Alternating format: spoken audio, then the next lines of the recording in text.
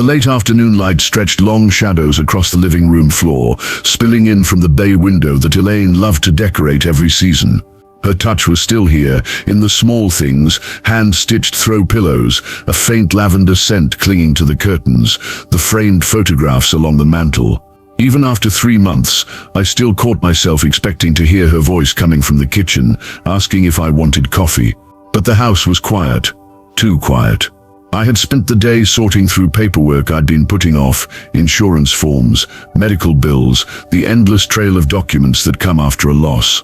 Every page felt like a reminder that Elaine was gone, and I was standing in a life that no longer felt like mine. The doorbell rang, sharp against the stillness. I wasn't expecting anyone. My neighbors usually called first, and Mark, my oldest friend, knew to just come in.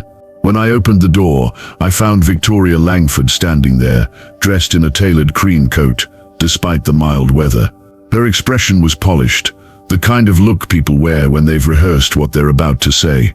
Greg stood just behind her, his hands shoved deep into his pockets, eyes fixed somewhere over my shoulder. "Daniel," she began, her voice smooth but carrying an undercurrent of something colder. "We need to talk." I stepped aside reluctantly. "Come in." Victoria walked into the living room, her heels clicking against the hardwood. Greg followed, saying nothing. She glanced around the space, her gaze lingering on the photos of Elaine, then settling on me. "Now that Elaine is gone," she said, as if reading from a script, "it's time to face reality. This house was part of the Langford family estate before you married her. You've been living here because of her, Daniel, not because of any claim of your own." I blinked. "Come again." She clasped her hands neatly in front of her. "You've had your time to mourn. Now it's time to pack your things and make arrangements to leave. Greg and I have already discussed it. The house will be put back into the family's possession." For a long moment, I just stood there, trying to process what I was hearing. "You're asking me to leave the home Elaine and I built together. The home I've cared for these past 20 years. It's not personal," she replied, her tone making it painfully clear that it was. "This is about what's rightfully ours. You have no legal standing here now."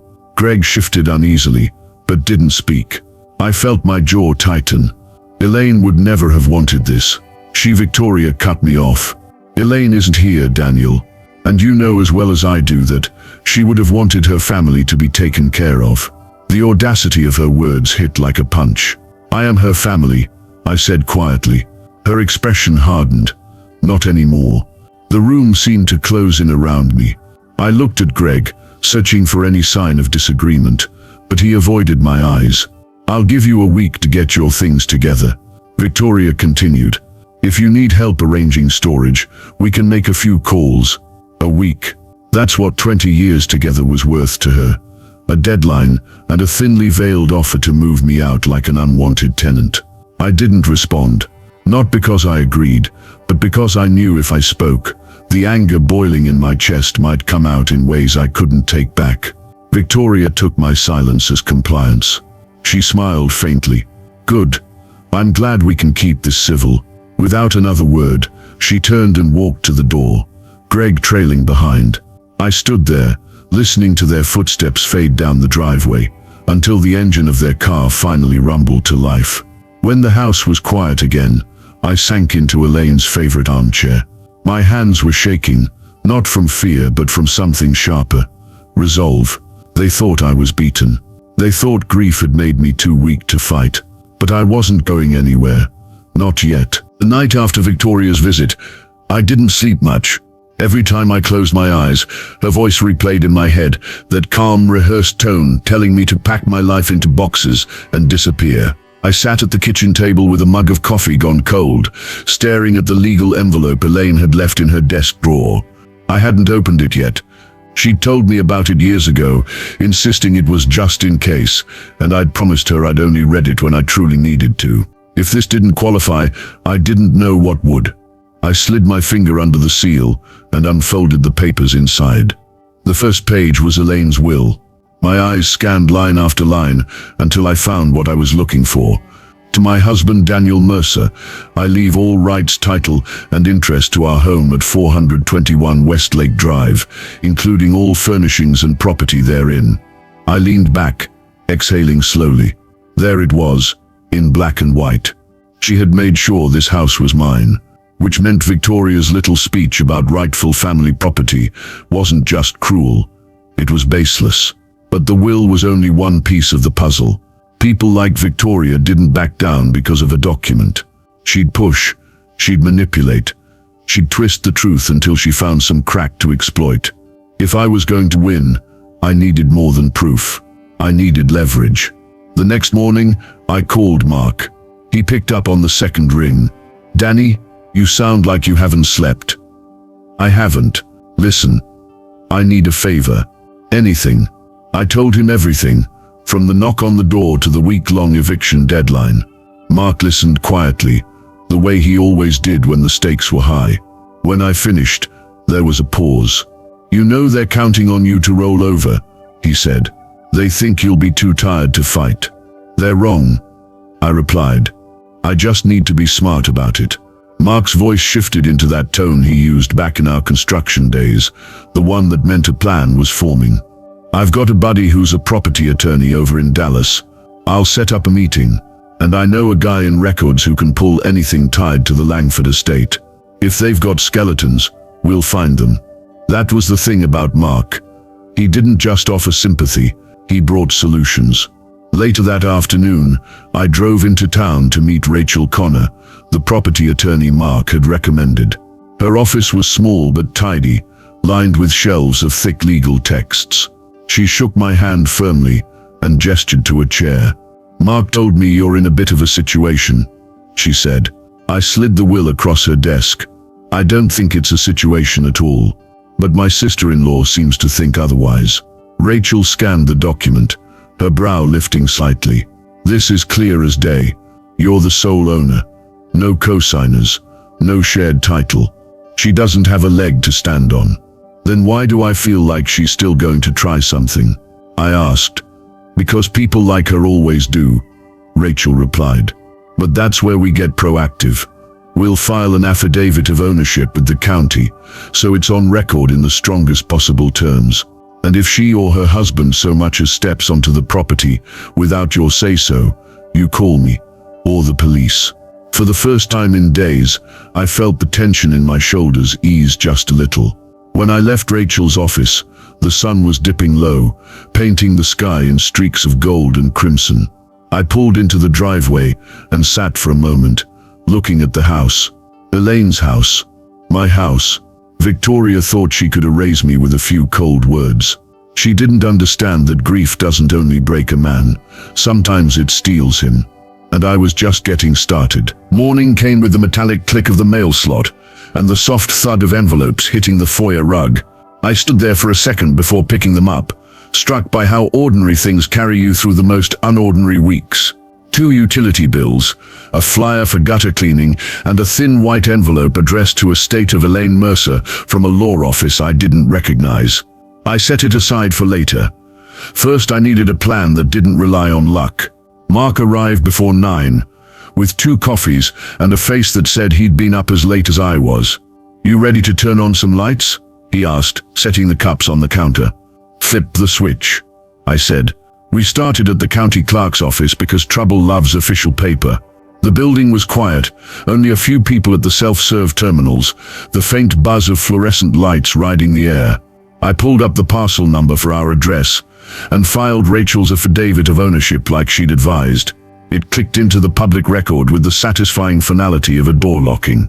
Then we pivoted.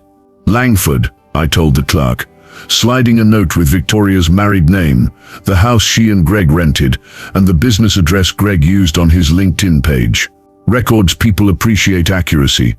They also remember who says please. The clerk returned with 3 stacks, property filings, small claims cases, and a thin file of code complaints. Mark and I took a table under a vent that whistled every few minutes like it was thinking too hard. The property stack held the first spark, a notice of delinquent HOA dues for the complex where Victoria and Greg lived. 4 months behind, late fees piling like leaves in November. Not earth-shaking, but it confirmed what my bones already knew. Cash was tight in the Langford home. The small claims folder opened a wider door, A painter had sued Greg's side contracting for non-payment, won a judgment, and still hadn't collected. The judge's handwriting was a neat scold across the top. Defendant absent, default judgment entered. I could almost hear the tone. The code complaints were the kind you ignore until you can't. Noise citations, improper use of a garage as a workshop, a fine for a dumpster left in the street without a permit. Petty on their own. Together they draw a silhouette of a man who cuts corners and hopes no one's watching. Let's not miss the obvious, Mark said, tapping the screen of a public business registry. Greg calls himself a project manager. In what, exactly? We searched a state contractor database I hadn't looked at in years. The results were clean in the way a scrubbed history is clean. No license under Greg's name, no bonding, no liability coverage. If he was taking jobs, he was taking them under the table or through someone who had credentials, and either way, he'd be vulnerable the moment a homeowner got wise. File that, I muttered, snapping a photo. Future leverage line 1. By noon we'd run out of county-level rocks to turn. I almost suggested lunch, but the white envelope from the morning nagged at me. We swung back by the house, and I slit it open at the kitchen table, while Mark stood watch at the sink, like we were expecting a raid. Inside, a letter from a firm in Waco that handled elder care trusts. It referenced the Margaret Langford Support Trust, Elaine's mother, and listed recent disbursements authorized by the family representative, Victoria Langford. The figures were tidy in that accountant's font way, 3 withdrawals over 6 months, each labeled temporary family expense, each larger than the one before. The kicker sat at the bottom, quiet as an afterthought. Annual accounting requested, supporting receipts overdue. I stared at the page until the words steadied. Elaine's mother created this trust when she started forgetting the year, I said softly. Elaine kept the book spotless. When she passed, the trustee made Victoria the family point of contact. That was generous. Mark leaned over my shoulder, which means if those receipts don't match the drawdowns, she hasn't just been sloppy. She's been dipping where the law expects you to have clean hands. I folded the letter like it might bite. There is a particular anger reserved for people who convert care into cash. It doesn't shout. It hardens. Rachel answered on the first ring. I gave her the highlights. The HOA delinquencies, Greg's default judgment, the unlicensed work, the elder care trust letter, and waited through the paper shuffle on her end. 2 lanes, she said. On Greg, operating without a contractor's license is a state issue. If he's taking deposits, he's at risk for criminal exposure. The default judgment can be domesticated anywhere he has assets. On Victoria, the trust is a separate universe. If she's misused it, the trustee, not you, has standing to demand an audit and claw back funds. But the trustee will listen to credible concerns. Credible, I repeated. As in dates, amounts, and where the money actually went. Exactly, Rachel said. Find the spending, and don't touch anything you shouldn't. We'll be clean about this. We were still on the call when Mark snapped his fingers. Daniel, he mouthed, pointing to the refrigerator. Calendars. Elaine's calendar hung there like a soft-voiced librarian, neat, color-coded, full of initials and arrows. She'd tracked everything for her mother's care: appointments, home nurse hours, pharmacy pickups, recurring trust reimbursements. Then 3 months before Elaine died, the entries changed. The initials shifted from EM to VL, and the notes stopped including receipts altogether. Just covered, handled, done. We build a timeline, I said to Rachel. We compare Victoria's drawdowns with actual care expenses. We invite the trustee to notice the gaps. Now you're talking, she said. Email me scans. I'll prep a polite letter that will feel like a subpoena wearing perfume. When we hung up, I set the calendar on the table and went to the hall closet. Elaine had kept a red accordion folder labeled Margaret L. Support. Inside were the receipts for 2 years, meals delivered on Sundays, a walker physical therapy co-pays, caregiver overtime at Thanksgiving, and tiny handwritten notes from her mother that Elaine had paper-clipped to the backs. Thank you, sweetheart. The entries stopped the same week Elaine's chemo made stairs impossible. From that date forward, the trust disbursements increased while the documented expenses decreased. Not a mismatch, a chasm. Mark took photos. I catalogued the trust letter. We worked the kitchen like a war room until dusk leaned against the windows and reminded us we were men who needed dinner and sleep. I walked him to the porch.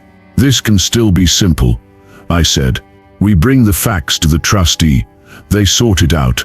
No fireworks." Mark gave a lopsided smile that had seen too many human plans. "And if they don't? Then we light our own." After he left, I made a sandwich I didn't taste and sat with the calendar, open to the month Elaine first wrote VL. I tried to be fair. Grief makes people do foolish things. Fear makes them do worse. But excuses don't balance ledgers. My phone buzzed at 9 on the dot. Victoria. I let it ring twice before I answered.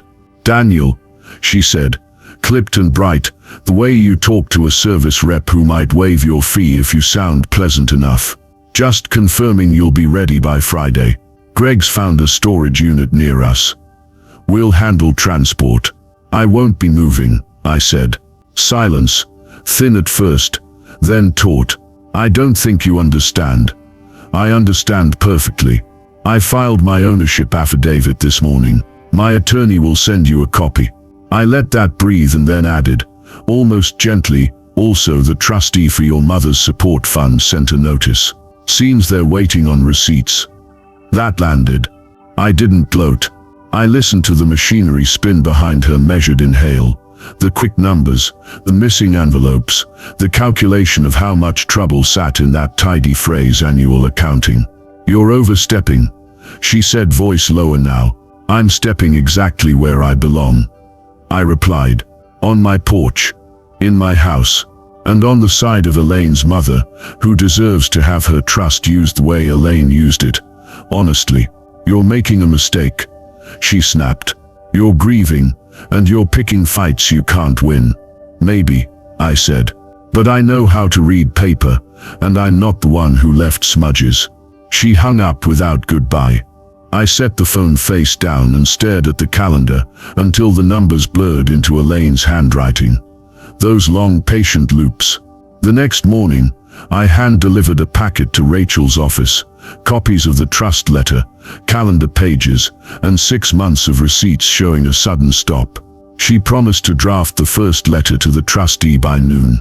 I drove from there to the state licensing board and filed a formal inquiry about unlicensed contracting tied to Greg's name and phone number. The clerk behind the plexiglass had a tired smile and a drawer full of forms for exactly this scenario. When I left, I had a case number and a paper trail with their seal at the bottom. The kind of seal men like Greg pretend doesn't exist until it does. Back home, I stood in the bay window and watched our street do its ordinary work. Trash truck, jogger, the neighbor kid wobbling past on a too-big bike. Elaine used to wave at him from this very spot. I raised my hand without thinking. He waved back like we'd practiced it. I wasn't naive. Leverage isn't victory, but I finally had weight to set on the scale. The house secured, the trust under a clean light, the state notified, the judgment ready to be enforced. And sitting in a folder on my desk was one more thing I hadn't used yet. A printout of every text Victoria had sent me after the funeral, including the one where she told me to pack and leave. "The house isn't yours." People forget that words are also records. I closed the folder, set the kettle on and waited for the whistle. The plan didn't own me. I owned it. If Victoria wanted this to be a polite family matter, she'd missed her turn weeks ago. We were beyond polite.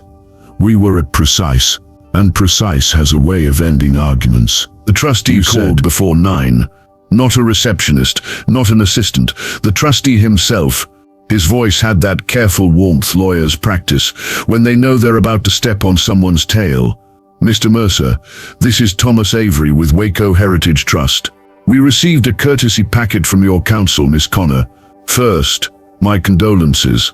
Second, I'm calling to confirm some dates." I moved to the kitchen window where the morning light fell across Elaine's herb pots. "Go ahead. We showed draws from the Margaret Langford Support Trust, increasing in the first quarter, disbursements labeled care services and household assistance. Miss Connor's packet includes calendars and receipts that stop rather abruptly in the same period. He cleared his throat, a paper shuffle in the background. We'll need to reconcile that. You'll be looking to Victoria, I said. That's our fiduciary duty, he replied evenly. If you have any other documentation, emails, text messages related to expenditures, we'd appreciate them. I'll forward everything we have. I paused. Mr. Avery, Elaine managed her mother's care like an audit. If something's gone sideways since, you won't find it on Elaine. We're not in the business of assigning blame, he said. We're in the business of balancing ledgers. Our compliance team will request an accounting this week. If receipts don't match drawdowns, the trust instrument provides remedies. Remedies, a polite word that wears a hammer as jewelry. After we hung up, I sent Rachel a short message. Trustee spurred. Moving. She replied with a thumbs up and a PDF draft addressed to Avery that read like a velvet-wrapped subpoena. I printed, signed, scanned, and hit send. Then I set another pot of coffee, because leverage tastes better with caffeine. By mid-morning, the state licensing board left a voicemail that could have been a weather report for men like Greg. We've opened an inquiry into unlicensed contracting tied to your name and number. Please contact our office within 7 business days. I forwarded the audio to my own phone for safekeeping, then to Rachel, who filed it under administrative pressure. GL. Mark swung by with 2 breakfast tacos and a grin that said he'd brought something better than salsa. He set a stapled packet on the table with a little thump. Pulled this from public court search, he said. Greg's default judgment. The painter hired a collection firm last month. They domesticated the judgment in 2 counties. If Greg has a truck, tools, or a savings account with his name on it, a constable can sit on it like a hen on an egg. I scanned the pages. He thinks the judgment disappeared because he ignored it. Mark bit into his taco. Consequences are like rain in Texas. You can pretend they aren't coming until the first drop hits your windshield. At 11:30, Victoria arrived unannounced. She didn't ring with the tentative bell from last week. She stabbed at it until I opened the door. Her hair was immaculate, her smile brittle enough to cut. We need to talk, she said. On the porch, I replied. She stayed where she was, eyes flicking past me into the entryway. You've involved my mother's trustee. I've involved the truth. I manage her care, she snapped. Do you have any idea how much time that takes? How exhausting it is? I'm not hoarding cash in a shoebox, Daniel. I'm paying for services. Then the receipts will show it. You're grieving, she said, lowering her voice into something she probably used on interns. You're lashing out at the first target that can't hit back. I let that sit. The wind lifted the porch flag once and let it fall. Victoria, I said finally. Stop auditioning for a part where I apologize for protecting Elaine's mother. You don't get that performance. A muscle jumped in her jaw, and this campaign with Greg, calling agencies, digging up old judgments, what do you think that accomplishes? It reminds the world he's not the only one who can make rules for other people, I said. And it puts our arguments in rooms where the word record means something. She took a step closer. Return to your corner, Daniel. You have a week. I gestured toward the street. You're on my corner. Color rose high on her cheekbones. You're going to regret this. I met her eyes, steady. I already regret plenty. You're not on that list. She turned in a clean pivot and walked to her SUV with a posture that tried to declare victory. The engine bit at the quiet and hauled her away. I stayed on the porch until the small noises came back.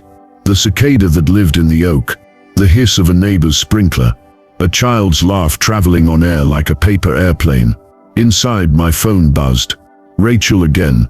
Trustee notices issued, certified mail. Copies to me. She'll get one by tomorrow. A second later, board inquiry confirmed. They will likely send Greg a cease and desist if he dithers. I thought of Elaine's long loops of handwriting, of the calendar shift when VL began appearing, of how grief corrodes your sense of what's normal until you recalibrate. I had recalibrated. So had the world around Victoria.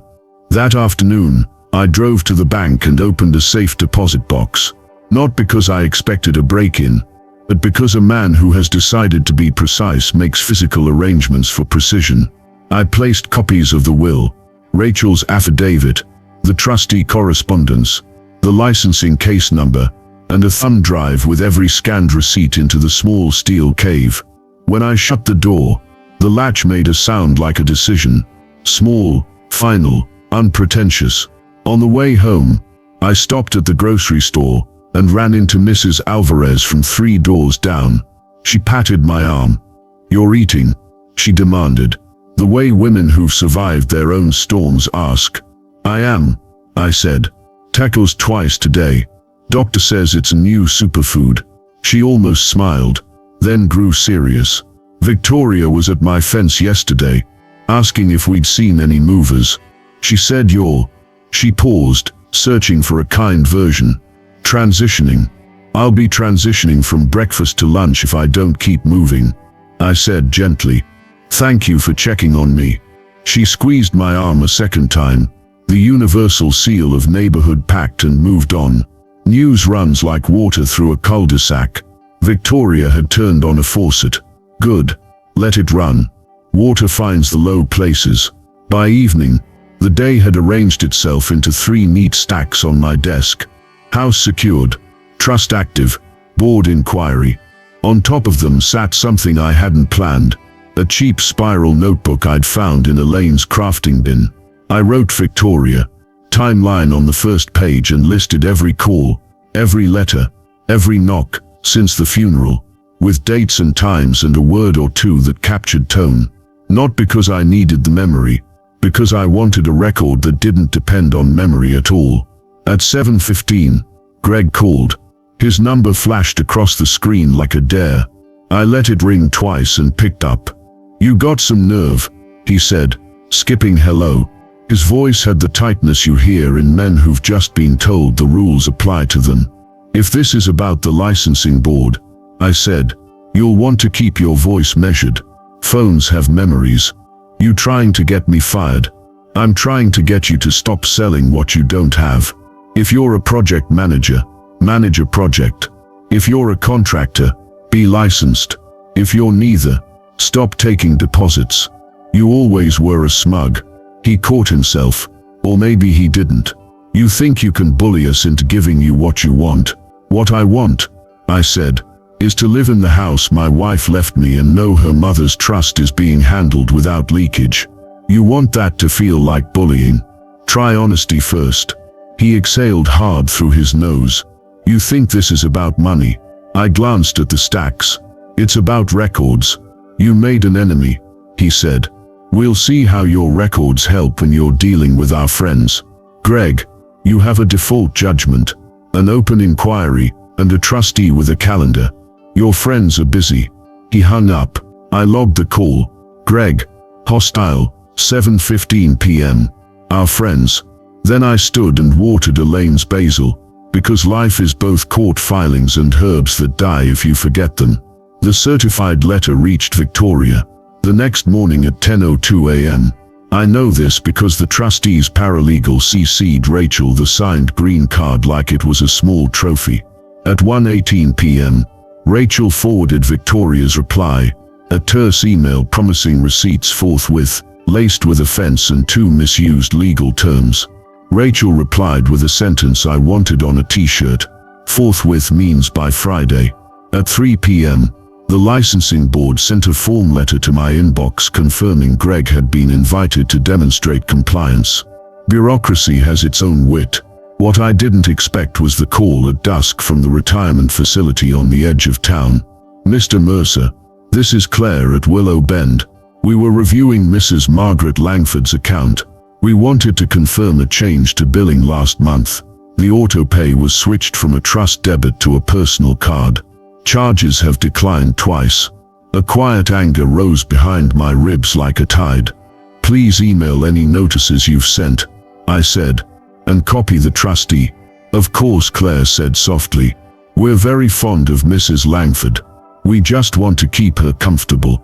After I hung up, I sat a long time at the table, the evening light thinning to the color of old paper.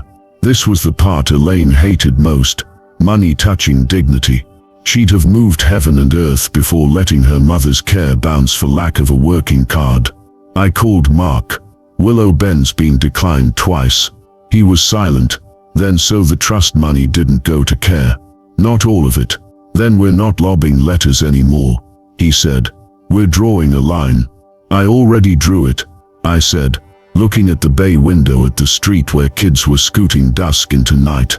Tomorrow we make it permanent. I slept with the phone on the nightstand and the house armed, the new deadbolts chucking home with a sound that makes a man feel like he owns his breath again.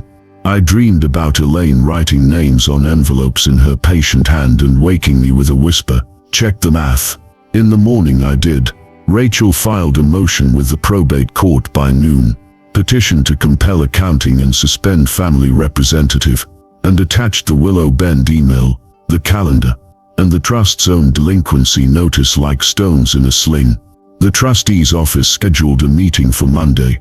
No costumes, no ceremony, a conference room, a digital projector, numbers on a wall, the kind of theater Victoria hates. On my end I prepared what men like me prepare, copies, tabs, a pen that doesn't skip. And one more thing, an envelope addressed to Mrs. Margaret Langford with a short letter inside in my plainest handwriting. Margaret, I promised Elaine I would look after you if she couldn't. I will be at your appointment Monday to make sure people tell the truth. You deserve that, Daniel. I sealed it, stamped it, and walked it down to the mailbox past the basil and the rosemary and the flag that lifts and falls like someone breathing. On the way back I glanced toward the street and saw a car I didn't recognize idling a little too long. A man in sunglasses pretended to answer a text. My new habit didn't feel like paranoia anymore. I raised my phone. The car rolled on. Inside I set the kettle on and opened the spiral notebook to a fresh page. Monday. Show work. Under it I wrote a line that Elaine would have approved of. Kindness is not a blank check. It's a ledger with names. In 2 days we'd read those names out loud, and there would be no mistaking who had written in ink and who had smudged the margins. Sources, you said. Monday morning carried the quiet weight of a courtroom even before I left the house. The air was crisp, for early spring, with a thin fog lingering low along the street. I buttoned my jacket, locked the front door, and slipped the folder of documents under my arm like it was a shield. Mark texted just before 8, parking lot in 10, coffee's on me. The trustee's office was on the 4th floor of a glass front building downtown, the kind of place where everything smells faintly of carpet cleaner and success. A wall of windows let in sunlight that made the reception desk gleam. The receptionist smiled with the polite neutrality of someone who's been told today's meeting might be tense. Mr. Mercer, Mr. Avery is expecting you. Conference room B, she said. Mark was already inside, setting his coffee down beside a stack of printed exhibits.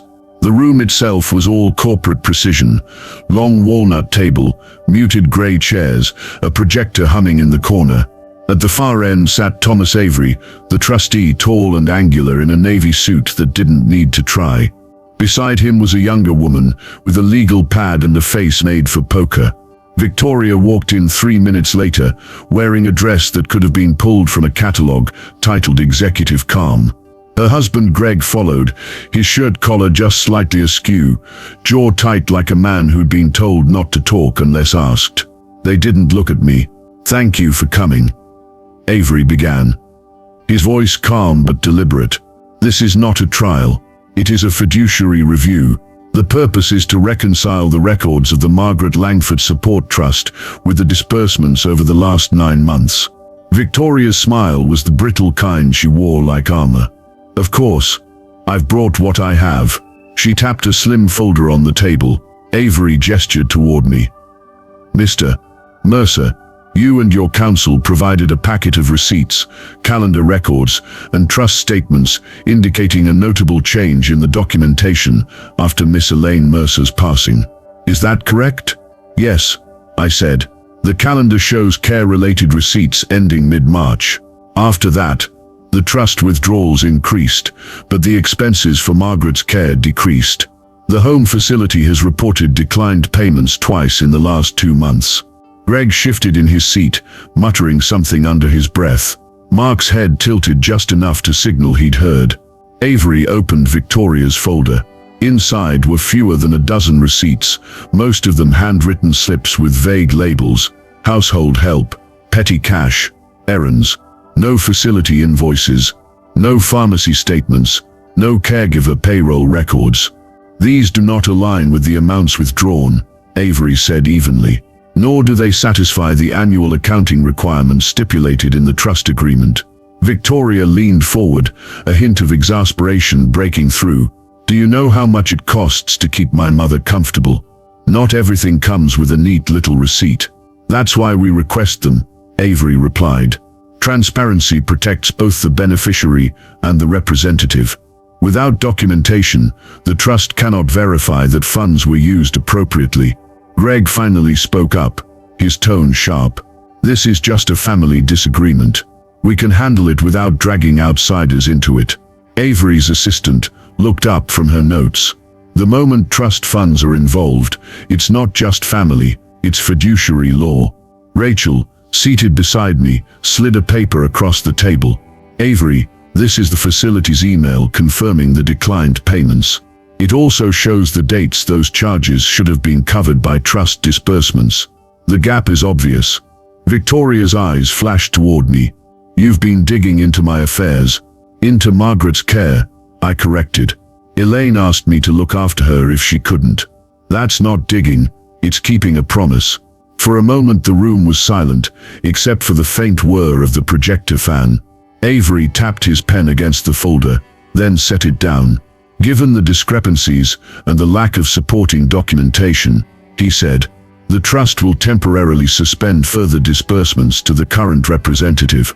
An independent audit will be conducted. If misappropriation is found, the trust will seek recovery through legal channels. Victoria's composure cracked just enough for the corner of her mouth to tighten. Greg's hand clenched on the table. Mark's eyes met mine, the faintest flicker of there it is passing between us. Rachel leaned back in her chair, her work for the morning essentially done. We'd like to be kept informed of the audit's progress, she said. You will, Avery replied. The audit begins this week. The meeting adjourned with no handshake from Victoria, no parting words from Greg. They left together, their silence louder than anything they might have said.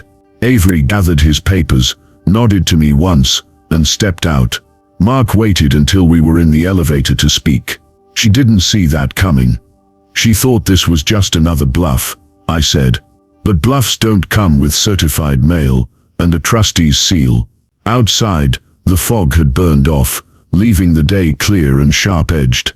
I stood on the sidewalk for a moment, feeling the shift, not a victory yet, but the ground moving beneath us in the right direction. Now what? Mark asked. Now, I said, we let the audit speak.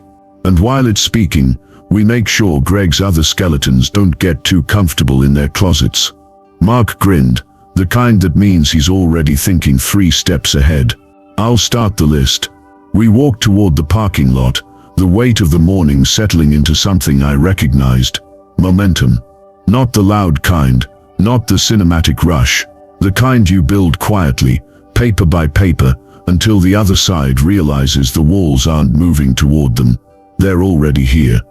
The audit moved faster than I expected. By Wednesday afternoon, Thomas Avery's assistant, poker face, neat handwriting, emailed a short note that said more in 3 sentences than most people manage in a page. Preliminary variance confirmed.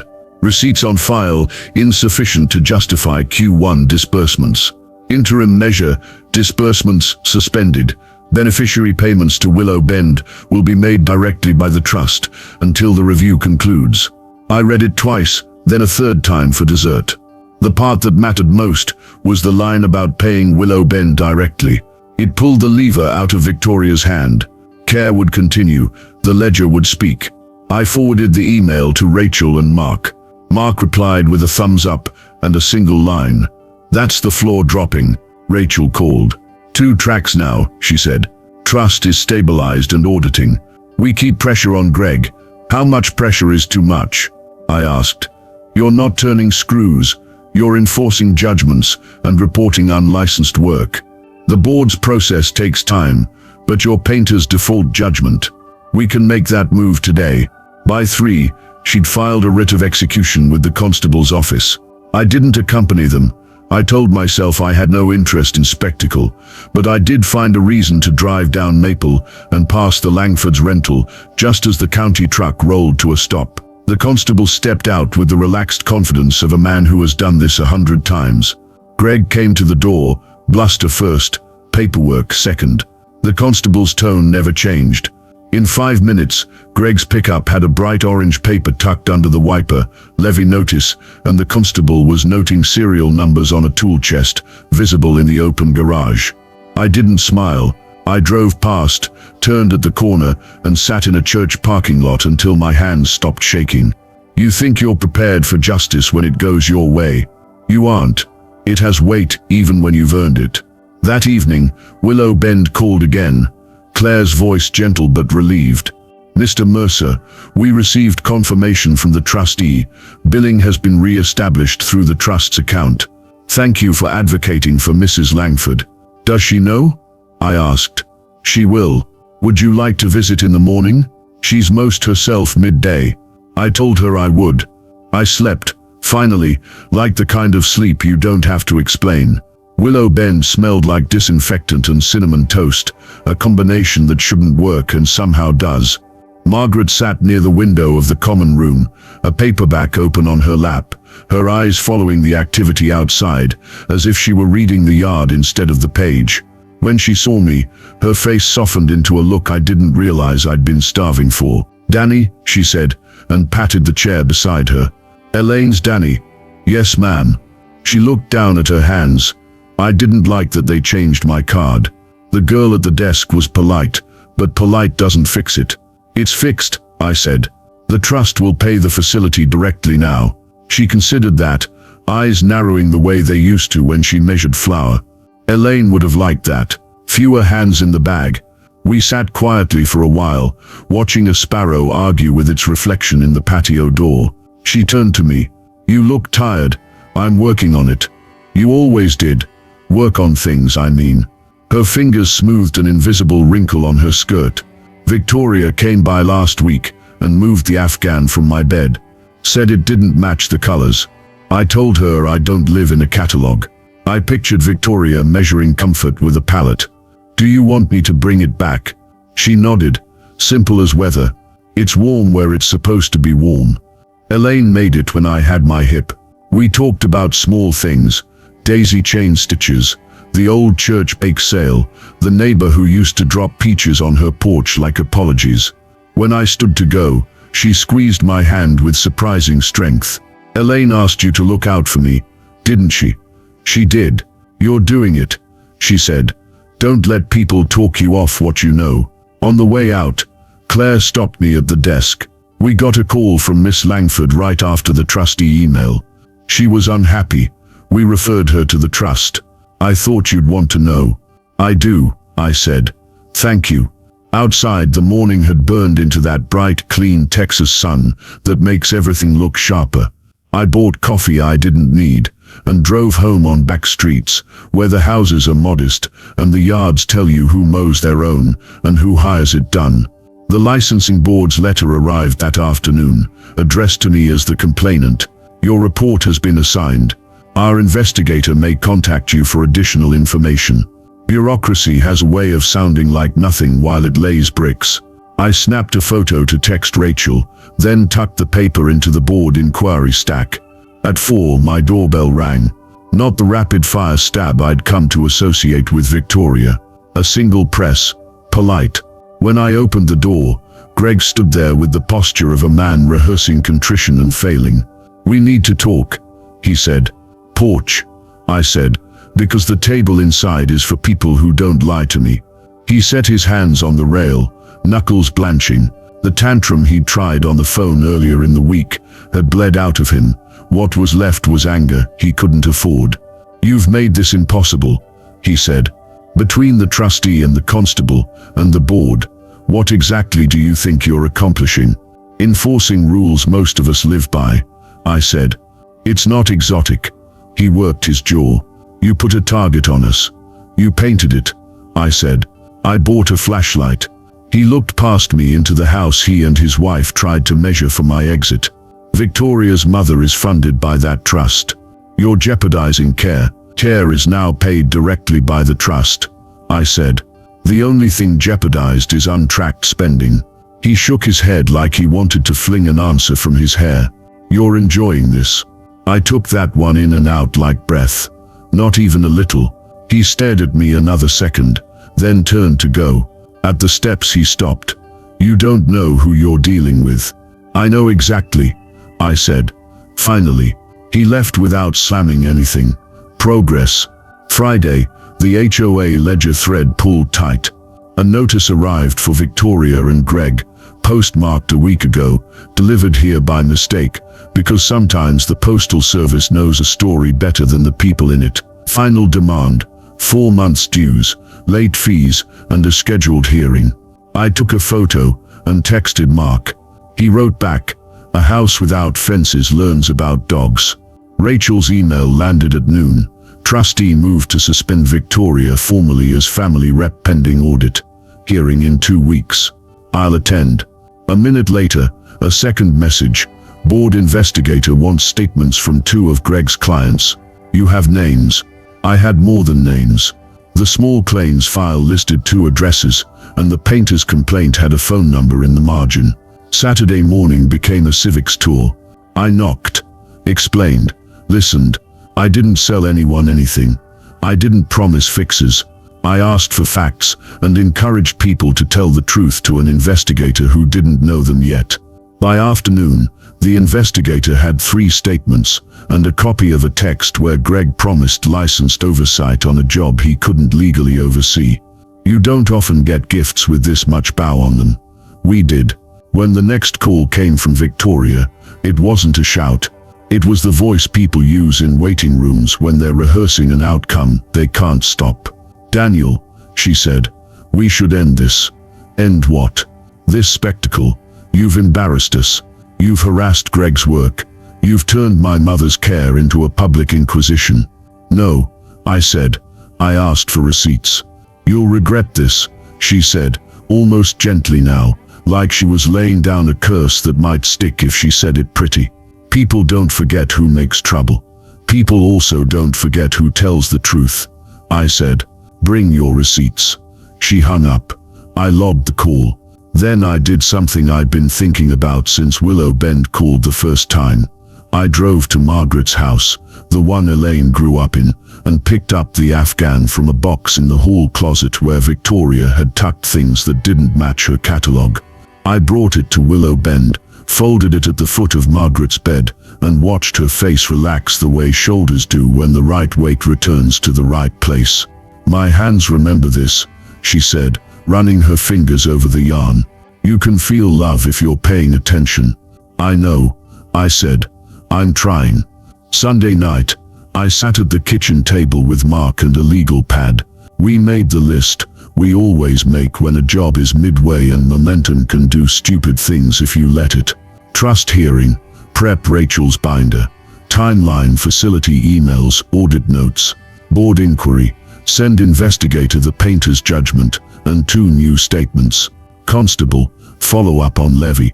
If Greg tries to transfer title, flag DMV. HOA, anonymous tip line plus meeting date.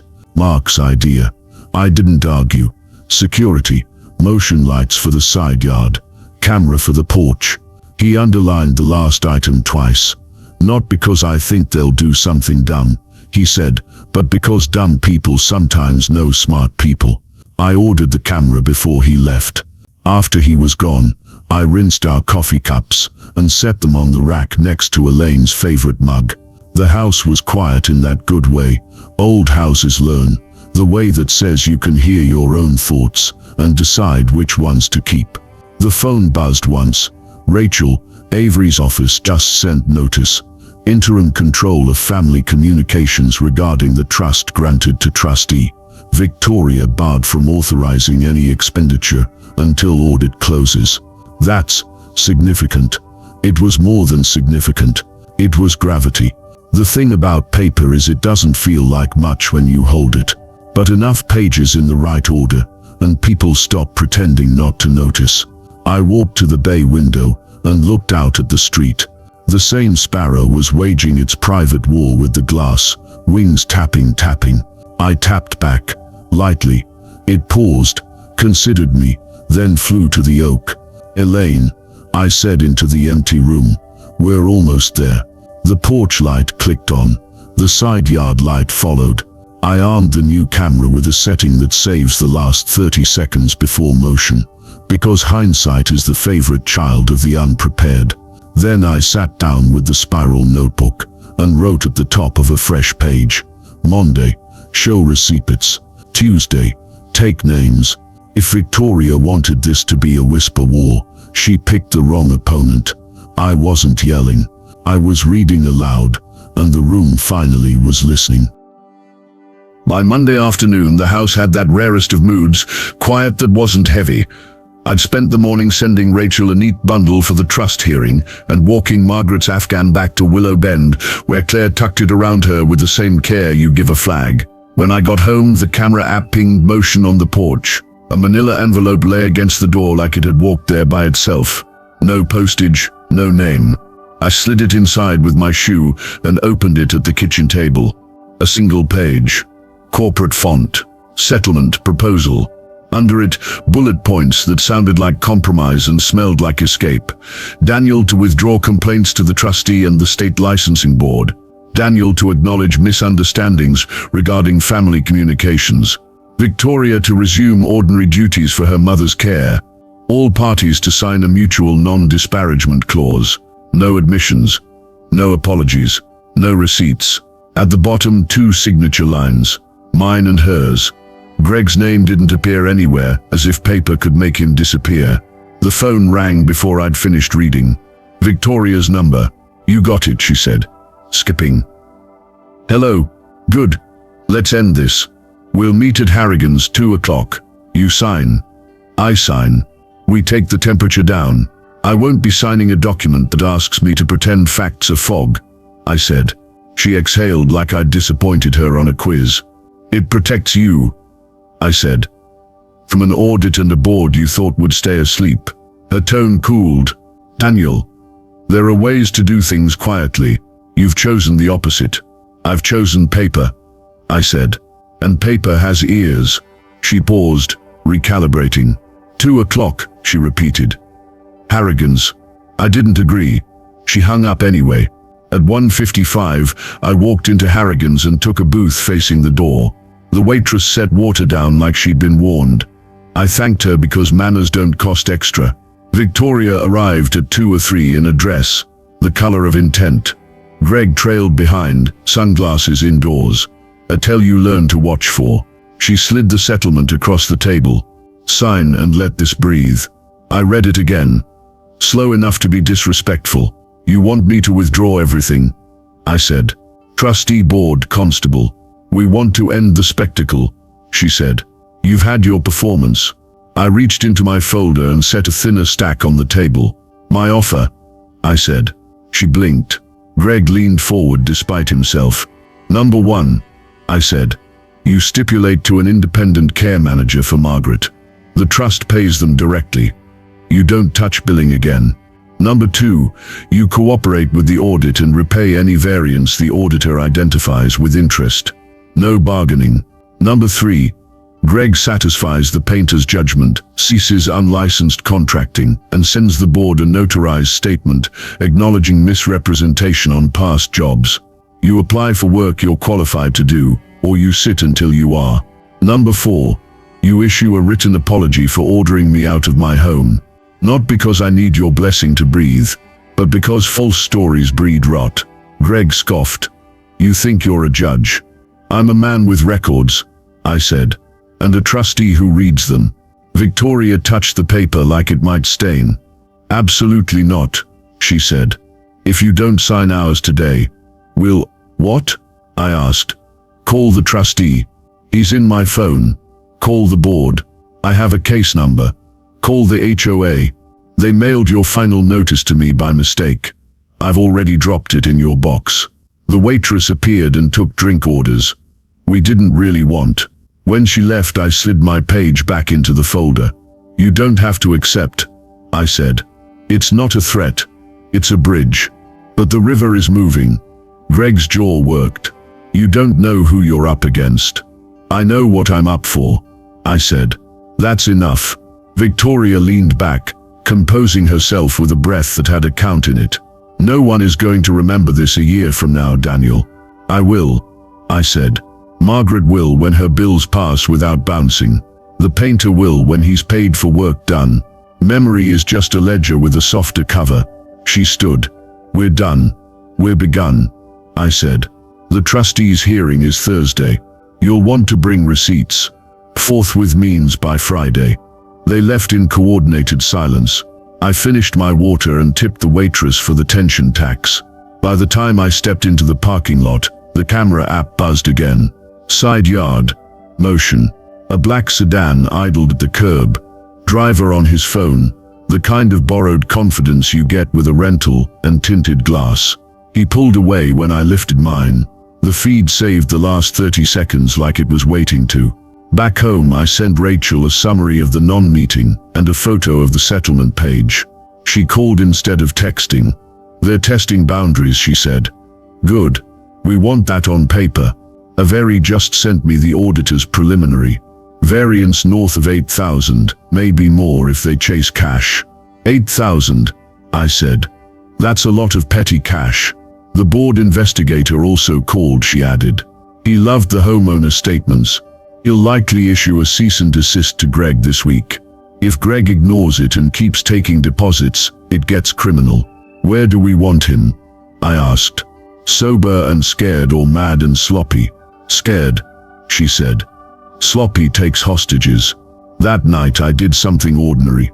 I made soup from the last of Elaine's freezer stock, chicken and rice in a handwriting you can taste. The house smelled like garlic and the kind of warmth you don't earn with a thermostat. I took a bowl to Mrs. Alvarez because she'd bring back the container with cookies, and some economies are sacred. The next morning, the constable called. Mr. Mercer, following up on your attorney's writ. Debtor made partial payment on the painter's judgment. We left the levy in place until the balance clears. He knows the numbers. Thank you, I said. At 10, Claire from Willow Bend emailed to say Margaret's hair appointment was at 2. And could I meet her there, just to make sure the billing mix-up doesn't spook anyone. I went early and sat with Margaret while the stylist fussed and told her she was movie beautiful. She looked over at me and said my daughter used to say that to me when she wanted an extra cookie. Then she winked. I paid for the trim, not because the trust wouldn't cover it, but because some gestures aren't bookkeeping. When we walked back to her room, she touched the Afghan and said, "Tell Elaine I said thank you." "I do," I said. "Every day." The board's email landed as I pulled into my driveway. Notice of cease and desist, Gregory Langford. Unlicensed contracting. Immediate halt to solicitation. Bids and work requiring licensure. Failure to comply may result in referral to the district attorney. It had a case number and a digital seal, and the weight of a door that finds its frame. 5 minutes later, my phone rang. "Greg, you think this scares me?" he said. Words clipped. "It should," I said. "It's written in the only language that matters when the talking stops." "Back off, Daniel." "No," I said. "Forward on." He hung up. I logged the call. Then I moved the porch camera 3 inches to catch a wider slice of the driveway, because experience is really just small adjustments made in time. That evening, Victoria sent a text at 7:41. "We're willing to repay any variances identified by the audit if you withdraw the petition to suspend me as family representative." I replied at 7:42. "Petition stays. Repayment is the flaw, not the deal." She didn't answer. Wednesday came with wind, the kind that changes the pitch of the house. Mark and I walked the fence line like farmers before a storm, checking latches and the gate that always wanted to argue. "You ready for tomorrow?" he asked. "I'm as ready as paper gets," I said. "And I've got backups of the backups." He handed me a small envelope. Inside was a heavy coin with an oak on one side and the words, "Hold fast," on the other. "My granddad's," he said. He kept it in his pocket when he ran lines in the oil fields. Gave it to my dad when he married my mom. Consider it on loan. I turned it in my palm and felt something settle that had nothing to do with metal. "I'll bring it back," I said. Bring it back with a story. That night I ironed a shirt I would have worn for Elaine, printed a third copy of the timeline, and tucked the coin in the inner pocket of my jacket where I'd feel its weight without flashing it like a charm. I slept, not deeply, but enough to dream in short, bright scenes. Margaret laughing at a joke I couldn't hear. Elaine's handwriting on a grocery list, the porch light clicking on like a nod. In the morning, the sun rose with that clear ambition Texas days sometimes have. I made coffee, watered the basil, and stood in the bay window while the neighborhood drew its lines, the jogger who waved, the garbage truck that rattled memory, the kid on the too-big bike more sure of himself than yesterday. At 8:02, the camera caught a small movement. A new envelope slid under the door. I opened it on the hall table. No letterhead, no signature. One sentence in block print: "Sign the settlement or you'll wish you had." A smear of ink at the edge where a thumb had lifted too fast. I photographed the note, bagged it, and sent the photos to Rachel and Detective Hoyt, the patrol sergeant who'd walked me through installing the porch light app when Marion passed, and who understood that documented fear is easier to protect. Hoyt replied with a short, "Got it. Keep your doors tight. See you at the hearing." I placed the note beside the trust binder and the board letter and the little oak coin. Then I looked at Elaine's mug on the rack and thought about how she'd say it if she were here. "Finish clean." I locked the door behind me, felt the deadbolt seat like a promise, and headed for the trustee's office with a folder under my arm and a ledger in my head. They thought they'd offered me a way out. I'd brought a way through. The fourth-floor hallway outside the trustees' conference room smelled faintly of lemon polish and printer toner, the kind of clean that says mistakes will show. Rachel walked beside me, her binder under one arm, a pen clipped straight as a compass needle. In my inside pocket, Mark's oak coin rested against my ribs with a calm, steady weight. I touched it once and let my hand fall. Inside, Thomas Avery stood at the head of the walnut table, jacket buttoned, expression composed. His assistant, poker face, tidy notes, clicked the projector awake. A rectangle of light washed the far wall.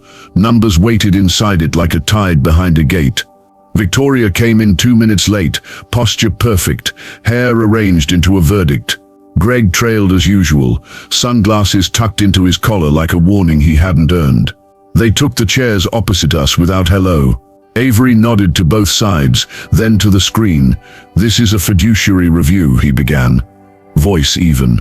"Our task is narrow and non-negotiable. Reconcile disbursements from the Margaret Langford Support Trust with documented care expenses for the last 9 months." The first slide filled the wall, columns and dates, the tidy sternness of a ledger that doesn't care who reads it. The blue bars, disbursements, rose steadily through spring. The green bars, receipted care costs, fell after March like steps cut into a hillside. Avery tapped his pen once against the table. Mr. Mercer and Miss Connor provided 6 months of receipts and calendar entries from Mrs. Elaine Mercer. The trust holds the prior year's accountings. Beginning in April, documentation becomes inconsistent. We requested receipts from the current family representative. What we received is here. The second slide was a scatter of scanned slips, household help, errands, petty cash. The handwriting varied, totals round, dates gap-toothed. No Willow Bend invoices, no pharmacy copays, no payroll stubs for certified caregivers. Victoria's smile widened by the smallest measurable unit. "We've explained care is not always tidy. My mother needed many things that don't come with receipts." Avery didn't blink, which is why the instrument that created this trust requires them. Greg leaned in, voice tight. "You're nitpicking family business while an old woman sits in a facility that is paid in full. Avery said, not raising his voice, not looking away. As of last week, the trust pays Willow Bend directly. That arrangement will continue. Rachel slid a page across the table with 2 fingers. We'd like the facility's emails entered into the record. Twice declined charges during months when withdrawals increased. Avery's assistant took them, initialed the corner, and set them on a neat stack labeled E-exhibits. The tiny sound of paper against paper felt like a verdict. Victoria cleared her throat and tried a different door. My mother also receives help from family. I often pick up items myself, clothes, toiletries, extras for comfort. Then present those receipts, Avery said, or sign a reimbursement waiver acknowledging that those were gifts, not trust expenses.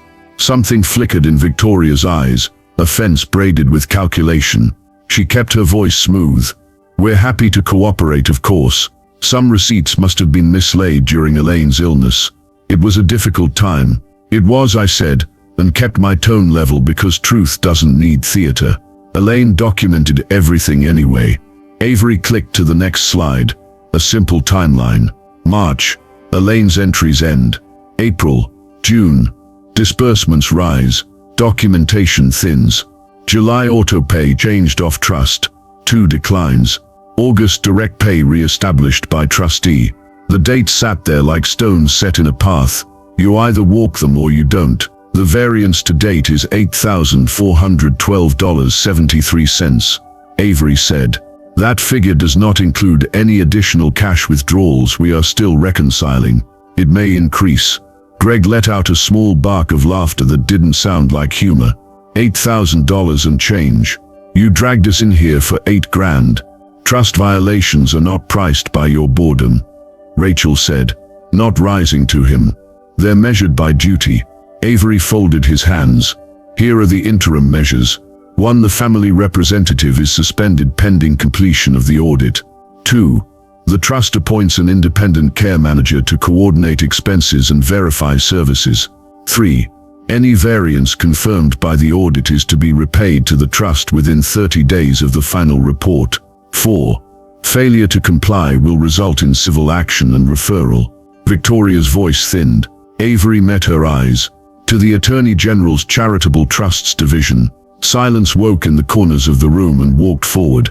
Victoria looked at me then, for the first time since she'd sat down, not above me or around me but at me, as if she'd finally located the gravity in the room and understood it wasn't her.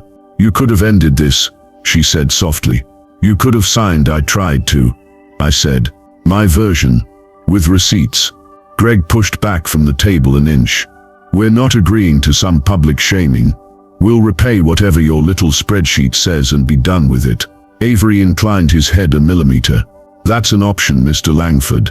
After the audit, and after repayment, the trustee will determine whether reinstating any family role is in the beneficiary's interest. He turned a page.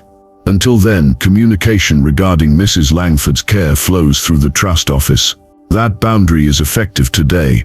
It landed like a door clicking home. Rachel gathered our copies with that small, satisfied efficiency I've come to admire in people who prefer facts to drama. We appreciate the clarity, Mr. Avery. Please add us to the distribution list for the final report. The meeting adjourned without hands offered or taken. Victoria stood too quickly and had to steady her bag. Greg opened the door and didn't hold it. They left in a rustle of expensive fabric that sounded for once like retreat. Out in the hall, Mark leaned against the window, pretending to study downtown traffic. He raised his eyebrows in a question. I answered with a nod that felt like a weight setting itself down in the right place. He grinned, short and quiet. Paper talked, he said. Loud enough, I said. We rode the elevator in silence.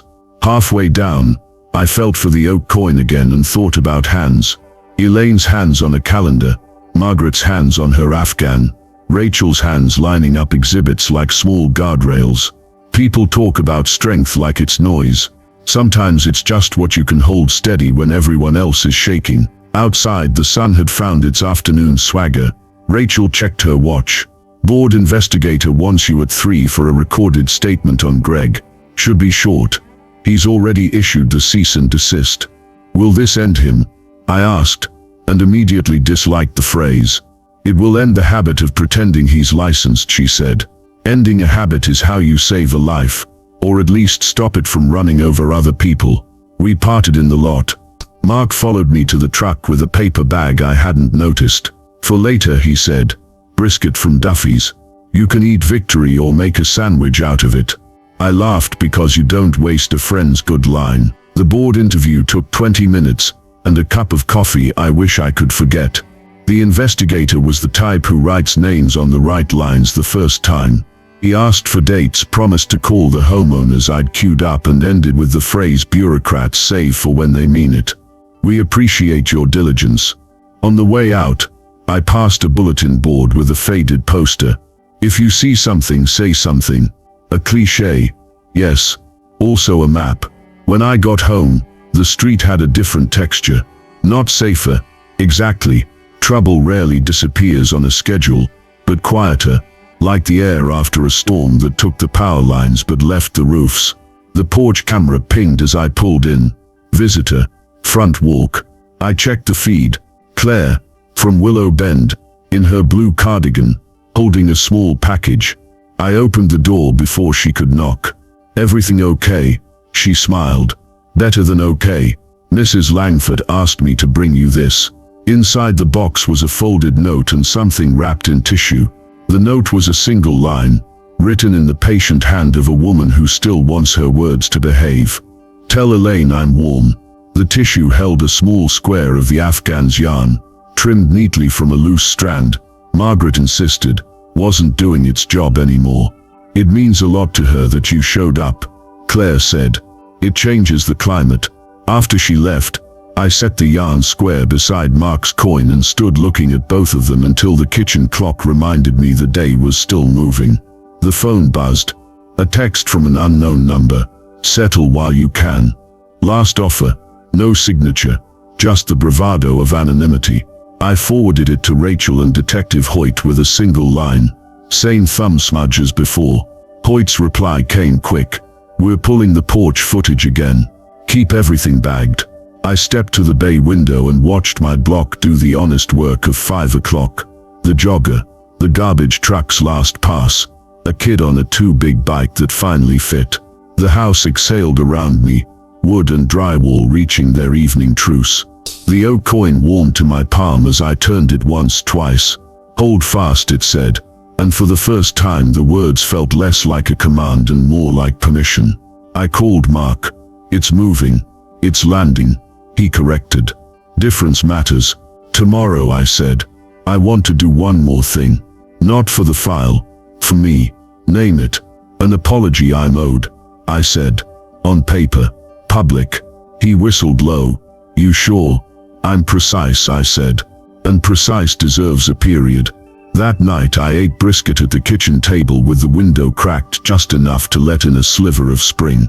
I wrote a short list on the back of the trustees' meeting agenda. Final audit plus repayment. Board enforcement plus DA referral if needed. Written apology posted and mailed. Keep Margaret warm. The porch light ticked on. A breeze moved the herbs just enough to make them whisper. Somewhere in town, Victoria was composing a story that would make her sound like the weather and me like a man who forgot an umbrella. It didn't matter. The forecast had already aired. Elaine's mug sat on the rack, chipped in the same honest place. I rinsed my plate, set it beside hers, and turned out the kitchen light. Tomorrow wasn't the payoff yet, but you could see the shape of it now, like a courthouse 2 blocks away rising above the trees. I slept with the coin in my pocket, and the porch camera set to save the seconds before the world announces itself. In the morning, we'd do the simplest, hardest thing left.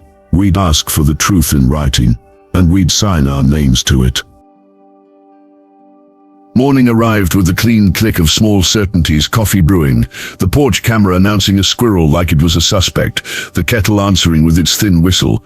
I set Mark's oak coin on the counter beside Elaine's mug, and opened my notebook to the page I'd titled Apology, Public. I'd promised myself I'd ask for the truth in writing.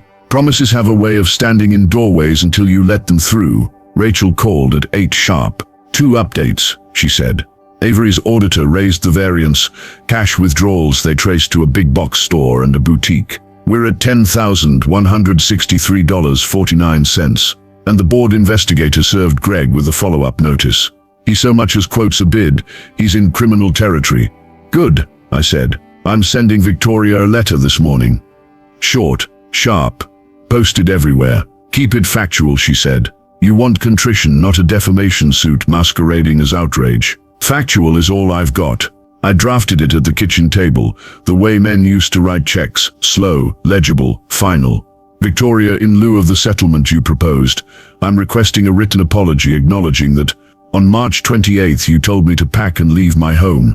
Those statements were false as to ownership and inappropriate as to basic decency. You and Greg have since been asked by proper authorities to account for trust funds and unlicensed work. Post the apology in the Cedar Hill Neighborhood Bulletin and on your public Facebook page within 72 hours. Printed copy to me for my records. After you've posted and the trust is repaid in full, I won't oppose your request to attend future care meetings for your mother as a non-voting family member. Daniel, I attached screenshots, the text where she'd ordered me out, the trustee's suspended notice, the board's cease and desist, and emailed the packet. Then I printed it and walked it to the mailbox because sometimes a man needs to hear the lid shut on his own resolve. By mid-morning, Detective Hoyt rang. We dusted that threat note, he said. Smudge isn't clean enough for prints, but your camera caught a plate on that black sedan. Rental, picked up by a guy who matches Greg's cousin down in Temple. We're not there yet, but we're watching. Do I need to do anything different? Keep your lights on and your logging tight. If they keep testing the fence, I'll be the one to rattle it. I thanked him and set the phone down next to the coin. The house exhaled like it approved. At noon, the Bulletin's editor replied to a courtesy email I'd sent earlier. Daniel, we've never run an apology, but we do print corrections. If Victoria submits one that's factual and non-accusatory, we'll run it. Deadline, Friday, 5 p.m. The universe does not always hand you the exact tool you asked for, but a correction is simply an apology that learned grammar. 2 o'clock brought a text from Victoria. Your letter is unacceptable. Remove any reference to authorities and unlicensed. I will consider a private apology to you alone. I responded with the gentleness you reserve for a locked door you've already decided not to kick.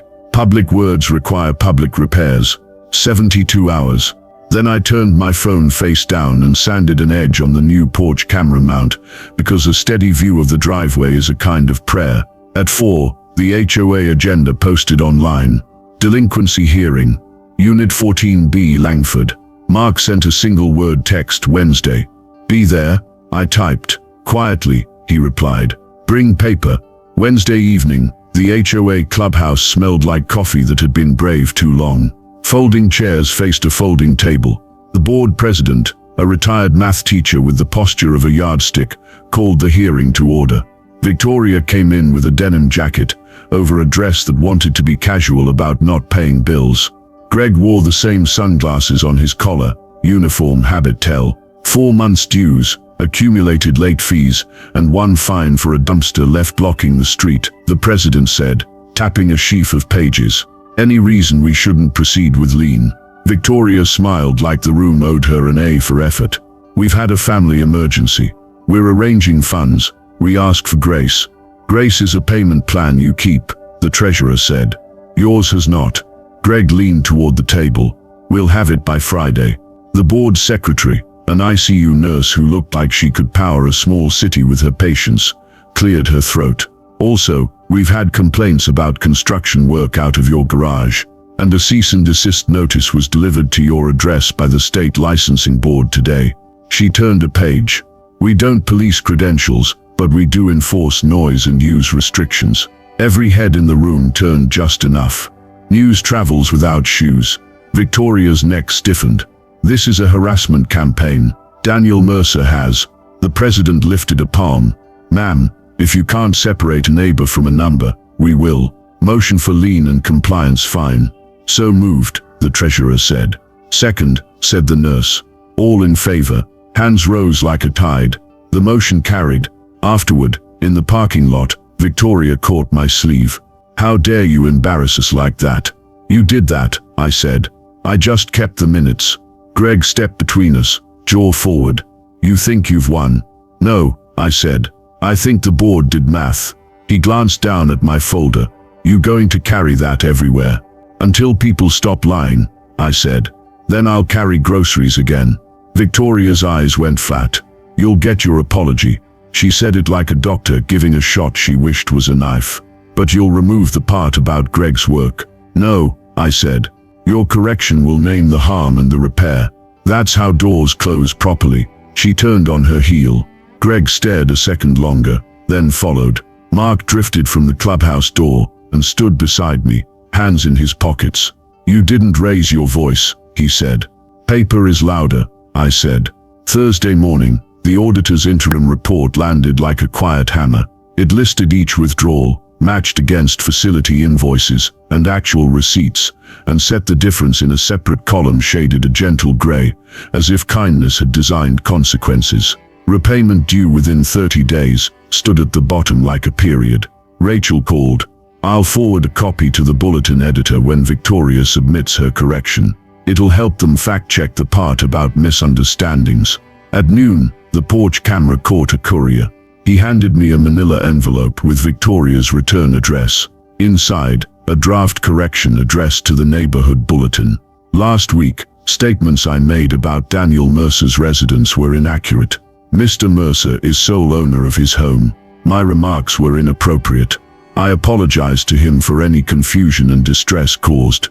Short, clean, lacking the marrow. I red-penned the rest like I was back in a high school essay conference and attached a cover note. I also regret my handling of my mother's trust communications. The trustee is conducting an audit, and I will repay any variance in full. We will comply with all state licensing requirements regarding home contracting. Keep the word apologize. Remove confusion. There was none. I sent it back and waited. The house ticked in small ways, the fridge settling, the air vent changing its mind about direction, while the kettle considered boiling and then did. At 3, Victoria emailed the revised version. It wasn't poetry. It was enough.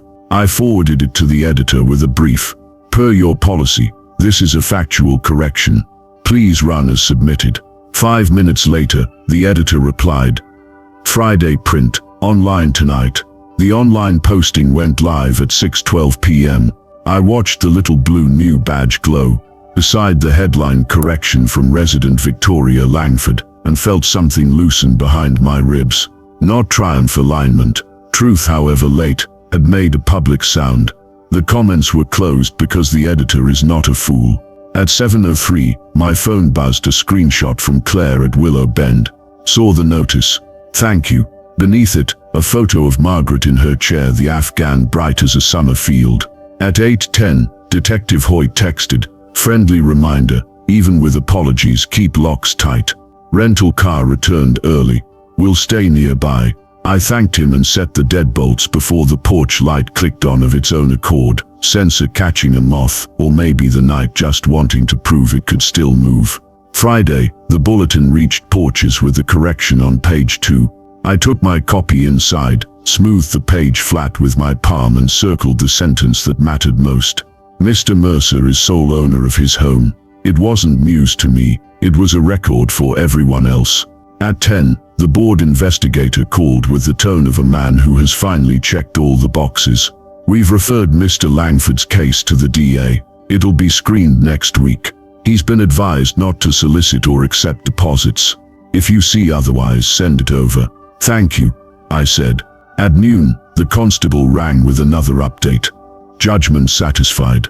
The painter's been paid. We released the levy on the truck. I called the painter.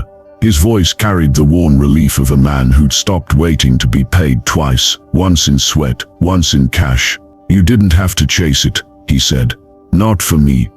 I did, I said. Because men should be paid for honest work. And because my wife liked rooms that don't leak. He laughed, surprised, then choked a little on it. We hung up before either of us had to make a speech. The trust sent one more email just before 3. Independent care manager appointed. First home visit scheduled Monday. Reimbursement plan to follow. A simple line followed. unsigned like the office itself had wanted to say it out loud. Thank you for your diligence. I stood at the bay window with the paper in my hand and watched the neighborhood putter through a Friday, lawnmowers and delivery vans and the jogger, whose wave had matured from sympathy to habit. On the counter behind me, Mark's coin lay beside the yarn square, and Elaine's mug, an odd little altar to the practical gods, oak wool ceramic paper. The phone buzzed once more. "Victoria, it's done," I replied. "I know." She didn't answer, which was the smallest mercy we'd exchanged all spring. That night, Mark brought over 2 steaks and a 6-pack and stood at my stove the way he had when we were 20, and the world was a series of unsanded boards. We didn't talk much. Men like us don't congratulate. We inventory, the DA referral, the satisfied judgment, the posted correction, the audit, with a number you can point at without your finger shaking.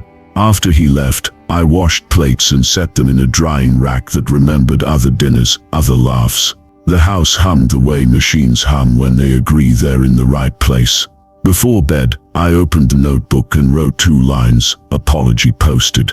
Tomorrow, repayment plan plus final audit. Then I added a third, finish clean. I slept hard. No dreams, just the kind of darkness that hands you back your morning in one piece. In the quiet just before dawn, the porch camera caught a lone cat strolling the walk like it owned the block. The side yard light blinked and settled. The day arrived. On the table, the bulletin lay open to page 2, a square of print where a story had tried to be crooked, and the line insisted on straight. The revenge wasn't finished yet, but the ledger had learned how to speak.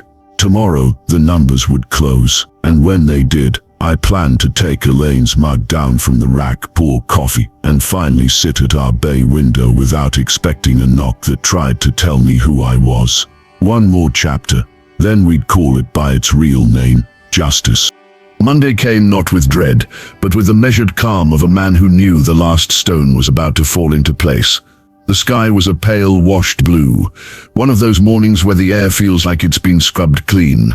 I made coffee in Elaine's mug, not as a tribute this time, but as a companion. She'd have wanted to see this. At 9 sharp, Mr. Avery, the trustee, called. "The audit is complete," he said. "The variance stands at $10,163.49. Langford has signed the reimbursement agreement. First payment's already posted." I let that sit in the air for a beat. "And the care manager?" I asked. "First visit this afternoon," Avery replied. "They'll be reporting directly to my office. No more gaps. No more missing receipts." It was the kind of sentence that didn't need celebration, just acknowledgement. "Thank you," I said. When I hung up, the house felt different, not louder, not brighter, but lighter, like it had set something down it had been carrying too long. The knot in my chest eased a little, but there was still one last thing to do. At noon, I headed to Willow Bend, the assisted living facility. The receptionist greeted me like I'd been expected. "She's in the sunroom," she said, smiling. Margaret sat in her chair by the wide windows, a quilt over her knees. Her eyes lit when she saw me, that spark of recognition that had somehow survived all the neglect her daughter had tried to justify. "I heard you've been busy," she said softly. "I have," I admitted. "But it's over now. Your care is secured, and the trust is back where it should be." She reached for my hand, her grip surprisingly firm. Elaine would be proud. I swallowed the lump in my throat and just nodded. Sometimes words ruin what's already perfect. From the hallway, I caught sight of Victoria, standing with the new care manager, a middle-aged woman with a clipboard and an expression that suggested she didn't take sides, just notes. Victoria avoided my eyes, her shoulders pulled back in that defensive posture she'd worn since the day she told me to leave my own home. I didn't approach her. There was no need.